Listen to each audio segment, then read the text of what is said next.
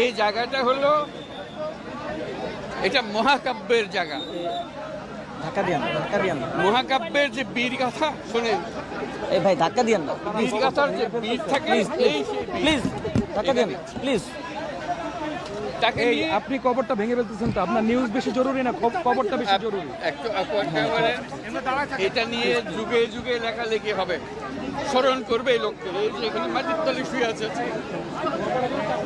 সেই সারা জাতির জন্য, ন্যায়ের জন্য, মুক্তির জন্য বুক খুলে দাঁড়িয়েছে। ছবি দেখলে বিশ্বাস করা যায় না যে একটা মানুষ, একটা ছেলে বন্দুকের সামনে হাত উঠাইয়া দাঁড়াইয়া আছে। মারেন, গুলি করছে, একটু টল টল করছে, আবার ধরছে, তারপর আরেক গুলি। এই সেই লোক। কাজে এটাকে ভোলার শুধু এখানে পীরগঞ্জের বিষয় না, এটা বাংলাদেশের বিষয় না, সারা দুনিয়ার বিষয়। যে কাজটা সে করেছে এটা নিয়ে যুগ যুগান্তরে কবিতা হবে, উপন্যাস হবে, নাটক হবে, মানুষ স্মরণ করবে তাকে। এই সে লোক এখানে শুয়ে আছে আজকে। আমাদের কাজ হলো যে স্বপ্নের পেছনে দাঁড়িয়ে সে বুক পেতে দিয়েছিল, সেই স্বপ্নকে বাস্তবায়ন করা। এটি আমরা সারা জাতির একটা কর্তব্য। আমরা শুধু এখানে এসে কবর জিয়ারত করলাম, চলে গেলাম, তা না। এটা সারা জাতিকে আমরা বলতে চাই যে লক্ষ্য নিয়ে এই বুক পেতে দিয়েছিল, যার কারণে কোটি কোটি ছেলে মেয়ে সামনে দাঁড়িয়ে, বন্দুকের সামনে দাঁড়িয়ে গেছে, ভয় পায় না। এই যেহেতু পথ দেখিয়ে গেছে, আজকে আমরা সেই কারণে নতুন বাংলাদেশ পেলাম।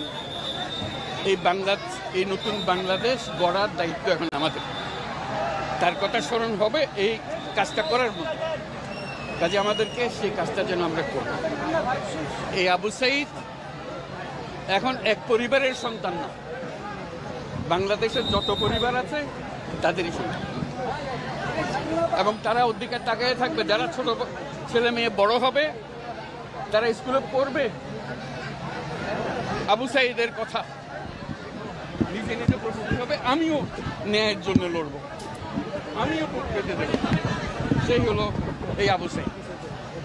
আবু সাঈদ এখন ঘরে ঘরে, প্রত্যেক ঘরে আবু সাঈদ, এবং বাংলাদেশের যত পরিবার আছে সব পরিবারের সন্তান। এবং বাংলাদেশে এখানে জাতি ধর্ম নির্বিশেষে সবারই সন্তান। এখানে হিন্দু পরিবার হোক, মুসলমান পরিবার হোক, বৌদ্ধ পরিবার হোক, সবার ঘরের সন্তান এই আবু সাঈদ।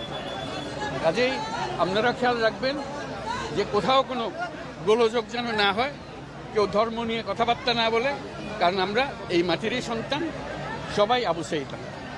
কাজেই এদের সন্তানদের রক্ষা করা জাতি ধর্ম নির্বিশেষে, এটা আমাদের এখন কর্তব্য। আমরা যেন এটা নিশ্চিত করে সামনে গিয়ে দাঁড়াই। আবু সাঈদ যেরকম দাঁড়িয়েছে, আমাদেরকে ওরকম দাঁড়াতে হবে। যারা পার্থক্য করে যে এরকম সন্তান, ওরকম না, আমরা সবাই বাংলাদেশি, আমরা বাংলাদেশেরই সন্তান।